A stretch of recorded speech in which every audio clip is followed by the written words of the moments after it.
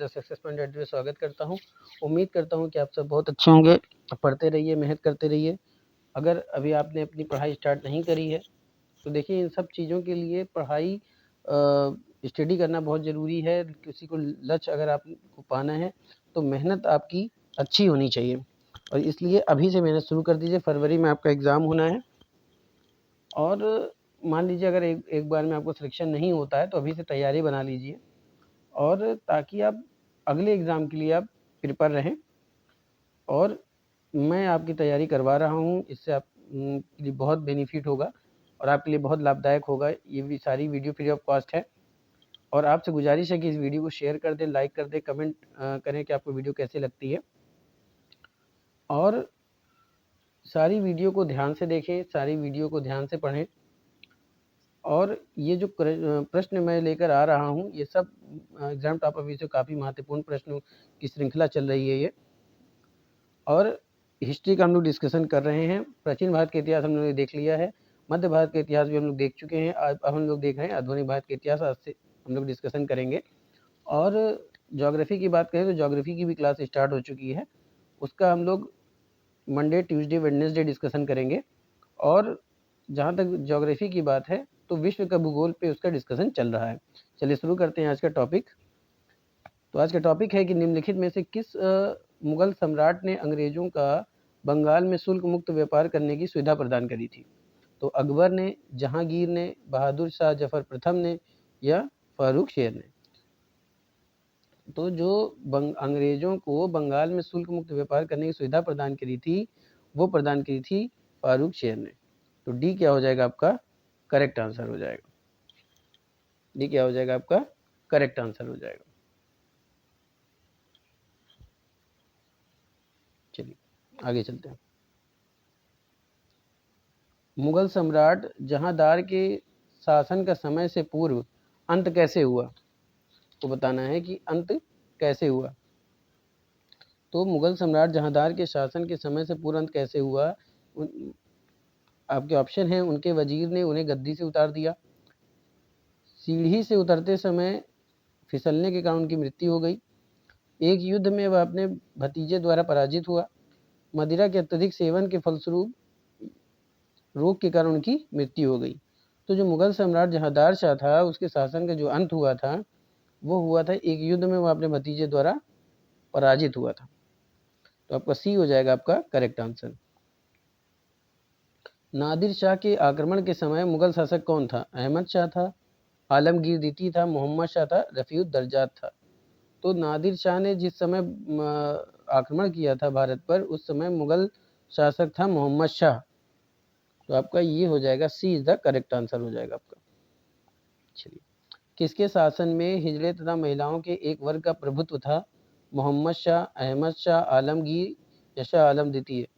तो मोहम्मद शाह एक ऐसा मुगल बादशाह था कि जिसके शासन में हिजड़े तथा महिलाओं का प्रभुत्व था। तो क्या हो जाएगा आपका, ये आपका हो जाएगा ए। क्या हो जाएगा करेक्ट आंसर, यानी मोहम्मद शाह। अंतिम मुगल सम्राट बहादुर शाह के पिता का क्या नाम था? अकबर शाह प्रथम, अकबर शाह द्वितीय, औरंगजेब या शाहजहां? तो अंतिम मुगल सम्राट बहादुर शाह जो था वो अकबर शाह द्वितीय का पुत्र था। तो बहादुर शाह के पिता का क्या नाम है? अकबर शाह द्वितीय, यानी बी क्या हो जाएगा आपका करेक्ट आंसर हो जाएगा। निम्नलिखित कथनों पर विचार करना है कि बहादुर शाह जफर प्रथम के बारे में कौन सा कथन सत्य है? बताइए। या बिना साम्राज्य का समय सम्राट था, मानी इसका कोई साम्राज्य नहीं था।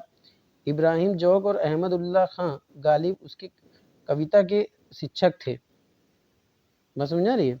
जो गालिब थे उसके कविता के शिक्षक थे, यानी उनसे लेकर वो कविताएं लिखता था। तो आपके सही नहीं है, तो आपके ये भी सही है क्योंकि बिना साम्राज्य के सम्राट था। इब्राहिम जौक की हम बात करते हैं तो अहमद शाह खां जो गालिब था उसकी कविता के शिक्षक थे। हसन अस्करी उसके आध्यात्मिक निर्देशक थे, ये भी सही है। पर एक बात गलत है कि वह 1 लाख से कम प्रतिमाह ईस्ट इंडिया कंपनी से पेंशन के रूप में प्राप्त करता था। बात समझ में आ रही है? चलिए, तो आपका ऑप्शन क्या हो जाएगा? डी हो जाएगा। तो डी हो जाएगा आपका करेक्ट आंसर।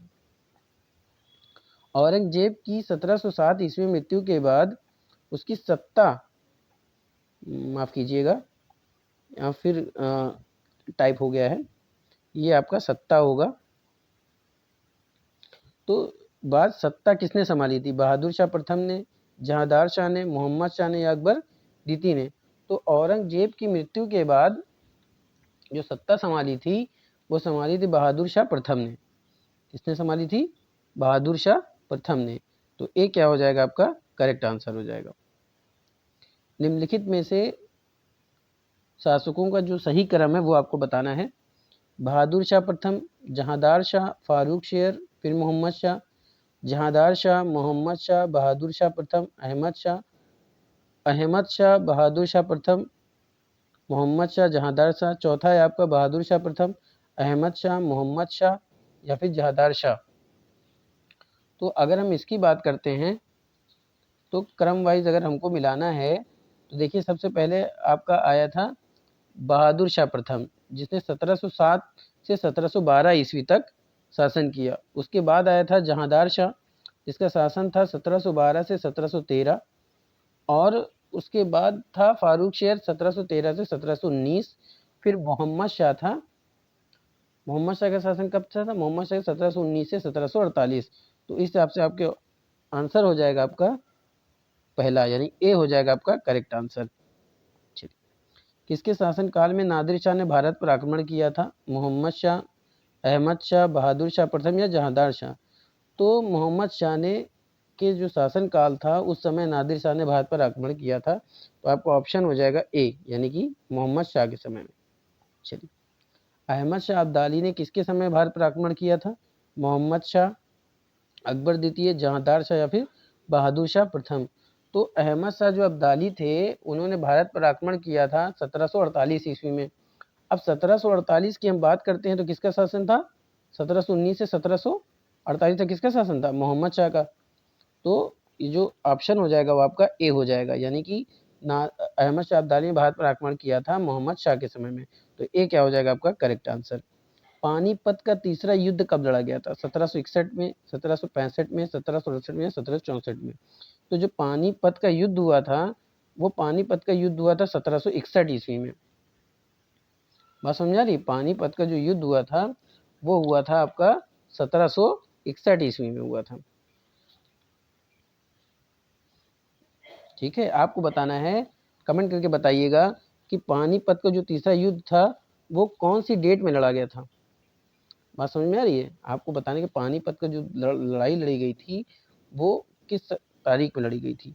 तो फिलहाल आपका ये प्रश्न का आंसर हो जाएगा ए, 1761 ईस्वी में। किस मुगल बादशाह को रंगीला कहा जाता था? मोहम्मद शाह, अहमद शाह, जहांदार शाह, बहादुर शाह प्रथम? तो मोहम्मद शाह एक ऐसा शासक था क्योंकि वो ये समझ लीजिए कि औरतों के लिबास पहन के आ जाता था, इसलिए उसे क्या कहा जाता था? रंगीला कहा जाता था। तो मोहम्मद शाह क्या हो जाएगा? इसका करेक्ट आंसर हो जाएगा, यानी ए आपका करेक्ट आंसर। अगला है कि भौगोलिक खोजों एवं व्यापारिक मार्गों के आविष्कार में पुर्तगाल अग्रणी थे, क्या ये कथन सही है? बिल्कुल ये कथन सही है।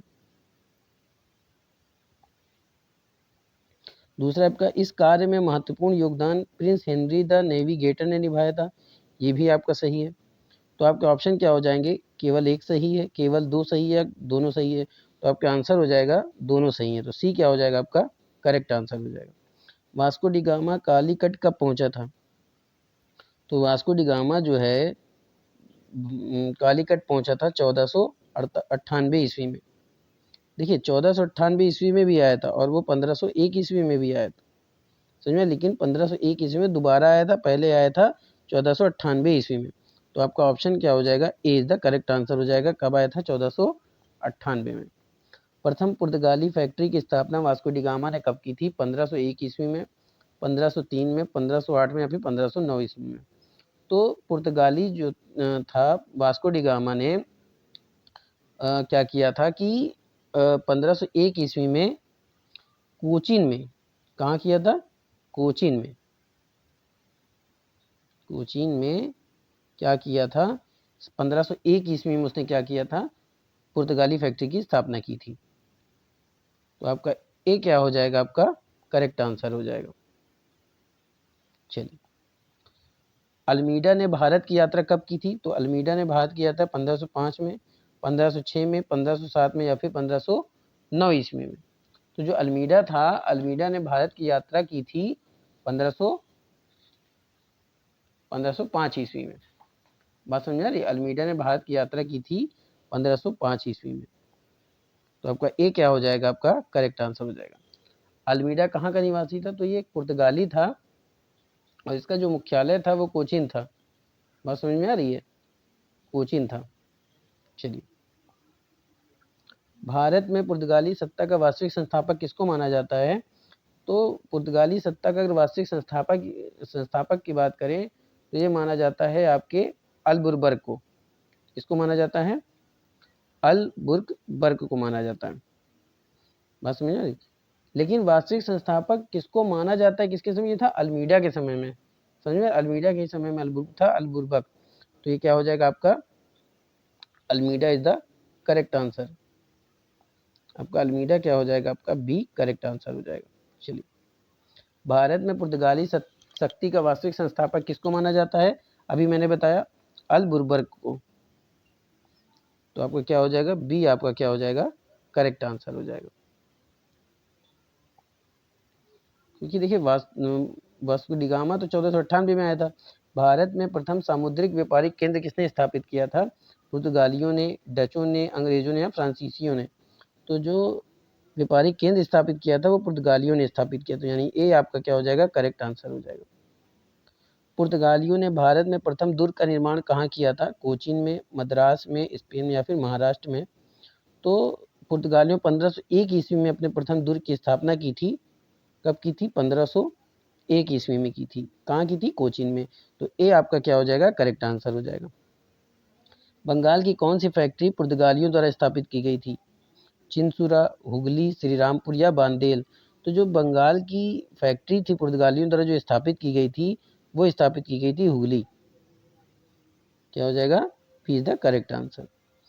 भारत के साथ व्यापार के लिए सर्वप्रथम संयुक्त पूंजी आरंभ करने वाले लोग कौन थे? संयुक्त पूंजी कंपनी आरंभ करने वाले लोग कौन थे? पुर्तगाली, डच, अंग्रेज या फ्रांसीसी? तो जो लगाने वाले थे कंपनी में सर्वप्रथम पूंजी लगाने वो कौन थे? पुर्तगाली। कौन थे दोस्तों? आपका ए हो जाएगा करेक्ट आंसर। चलिए, निम्नलिखित में से किस स्वर्ग से उत्पन्न सेना नायक कहा जाता है? किसी स्वर्ग से उत्पन्न सेना नायक कहा जाता है? अलबुर्बर्ग को, लॉर्ड क्लाइव को, फ्रांसिस ड्यूबरी या लॉर्ड कॉर्नवालिस को? तो स्वर्ग से उत्पन्न सेना नायक कहा जाता है आपके अलबुर्बर्ग को। तो ए क्या हो जाएगा आपका? ए आपका क्या हो जाएगा? करेक्ट आंसर हो जाएगा। बात समझ में आ रही है? ए क्या हो जाएगा? आपका करेक्ट आंसर हो जाएगा।